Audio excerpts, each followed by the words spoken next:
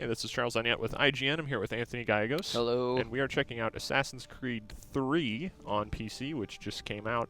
Even if you buy it on Steam, you still have to deal with Uplay, as you can see sort of down here. So you do have to sign into that secondary service, even when you do launch on Steam. Not that big a deal, but I know some people don't like that. Yeah, and it can be a pain sometimes, but you do get some little rewards actually through Uplay points, as opposed to Steam achievements, which actually mean nothing. So. Well, achievements in general mean nothing. Okay. Maybe to you, be Charles. Fair. So just going into the options here, you'll need 17 gigs of free space to download this. Pretty big game. I'm running a GTX 670, and I can just look at the control options here.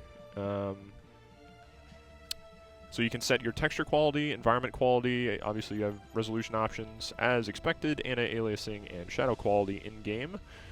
You can come back out. You can actually control different areas of the HUD too. If you don't, that's nice, if you don't actually. like the HUD, if it's too busy for you in Assassin's Creed, then you can drop some of these elements off of there to make it a little cleaner. And also, you can choose your different control methods. You'll see I have, you can see a left stick, you can see a B button. That's not the standard interface. That's because I've enabled the Xbox 360 controller option here, so I can switch back over to mouse and keyboard. You'll see I now have key overlays. These are just arrows, where you can switch back to Xbox 360 controller, and it seems to work, pretty well. So there is controller support if you prefer playing Assassin's Creed games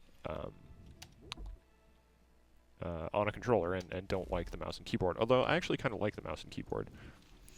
I will note that you can't. Oh, it put me back here. Oh well. You can still get a sense of the visuals here. I'll just be. This is the intro to the game. It takes a while, a couple hours to actually get to the main action of the game. So you have to go through a significant number of tutorials, and you cannot use the mouse and keyboard and the controller at the same time. You kind of have to pick one. I see. So I'm using the controller right now. You can see I have the controller button prompts over on the right side of the screen there towards the bottom. So if I wanted to switch back over to mouse and keyboard, I should be able to do that pretty easily. If I just come back in here and switch this. And now you're a real PC gamer again. And now I'm doing it properly. I'm playing the way it was meant to be played. Obviously, there's, this isn't a hugely demanding scene, but if you can see by the Fraps overlay in the top, staying stable at 60 frames per second, which is pretty nice. So, I mean, what I've seen so far, again, I haven't gotten into the main chunk of the game where you're in these huge open environments, but, it seems to be performing pretty well with my system. Yeah, and I like the way that they, you were saying earlier to me, that there's the shadows, they're not really jaggy. They actually have an outline. Your cloak is rounded, and the parts of your cloak that are rounded cast a round shadow. That's something some games can't always do. I held the button to skip the cinematic, sorry. No spoilers. But yeah, I mean, you can see in this scene, a bunch of people walking around. There's a lot to see, and the frame rate seems to be holding fairly stable. Yeah, it's taken a dip of maybe 10 frames at the most so far. So. But yeah, you can see some nice detail in the cloak. You can see reflections specifically on the embroidered parts there. Let's see if I can do this properly. Oh yeah, there. Yeah. Right there in the back. That doesn't appear on the rest of the cloth. So you do get some cool effects there, some nice details if you're, if that's the type of thing you're really looking for, which I think a lot of more hardcore PC gamers are, because that's why you bought a machine nice enough to be able to see these kind of things. I was going to say, if you're going to put an i7 a 670 in your computer, you want to crank it up to ultra and see how it fares. And again, this isn't the main portion of Assassin's Creed yet, just because it's an extended intro. You can see there are a lot of people running around, moving in here. Still pretty good frame rate, holding looks like 55, dipping to 54 a little bit. Thrilling, wedging your way past people gameplay. Equally uncomfortable to watch in a video game as it is to do in real life. So that's there. So you can do that. And here we'll get some close-ups of some of the characters. I don't believe I can actually skip this. But after this section, you do get an opportunity to go through and do some of the platforming that is typical of an Assassin's Creed game. You know, a lot of similar gameplay systems at play here. If you've been a fan of Assassin's Creed 3 and played many of the earlier ones. One thing I've never understood, as we're gonna see, is that you're gonna have to turn your Eagle Vision here in a second. I will. And like, oh right, I'm on keyboard. Here we go. This rich guy's awesome seat is like way up there. Why do rich people sit to the side of the stage? I just don't get it. You just don't think that's a very good view? No. I've never had a seat up there. I'm not very rich. And by not very, I mean I'm not at all. So I don't know. Maybe they just get awesome drinks up there. No one actually comes for the show. Yeah, they're not watching. They're not paying attention. They're too rich. What do they care what people are saying? That's what I heard, is that when you become rich, you no longer care what anyone says. Yeah, they'll just, somebody does something bad, they'll just pay the money and then it'll be fixed. Pretty sure that's how it works. Okay, here's more seat wedging gameplay. I like that guy tried to stand and you were like, nah. It's like, I'm an assassin, so not gonna work. Okay, so now I'm gonna do a little bit of platforming here. Please climb. And I guess this is stealthy. Yeah, so long as no one looks around at all. As long as nobody looks up. And nobody sees. No, they're distracted by something. Well, she actually has. Yeah, they're distracted by something too. It's nice that you can see the details of all the people kind of doing different behaviors within each section, but it does feel a little ridiculous that this is happening.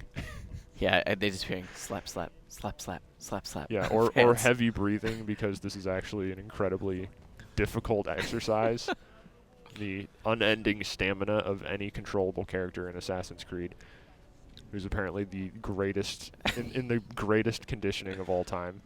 Lockpicking sequence. Time to become a super spy. Hopefully I don't totally screw this up. Man, I feel like locks during this time and age, picking it must have just been like you shoved a stick in and moved it around a little. Can't imagine locks were that complex. Okay, Nice. There you go. Lockpicking, a functional system with mouse and keyboard. I'm going to skip the cinematic. No disrespect to the story. Actually, Assassin's Creed 3 has a totally crazy story.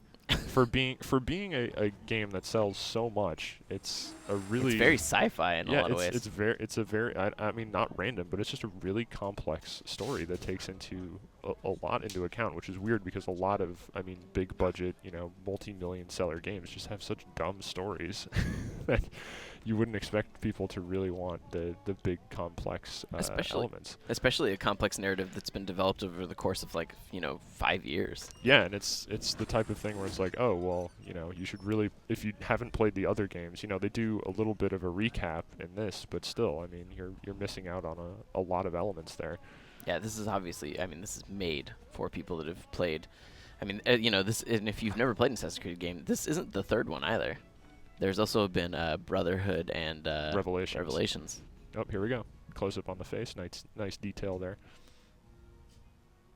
I like that you're going to announce your frame rate is dropping. Oh, it's going back up as I'm sitting down. Perhaps it's tied to my amount of comfort. You should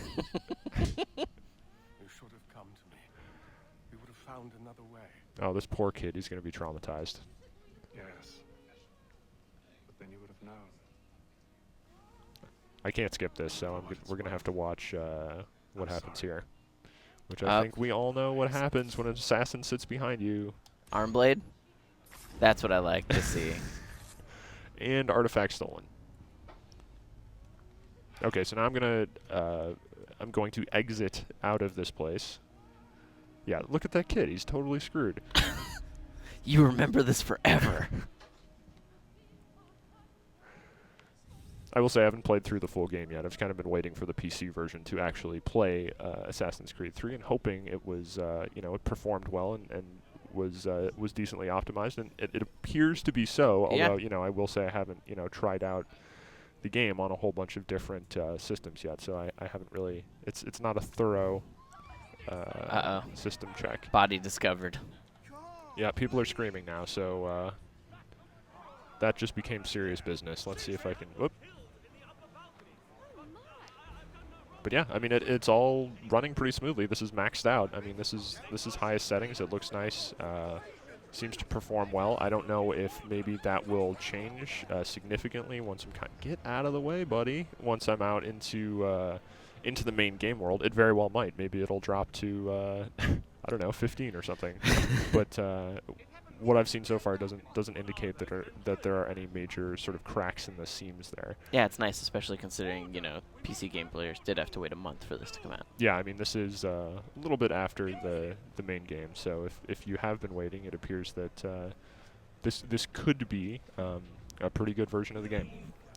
So you can find an Assassin's Creed 3 review for the PC version sometime soon on IGN once we get a chance to put some more time into it. Here we can just do kind of a finale scene here as we see this whole room kind of milling around with a bunch of nervous people. And still holding above 50 frames per second according to Fraps. Seems promising. But again, I will say that, yeah, don't know how that may be affected later in the game.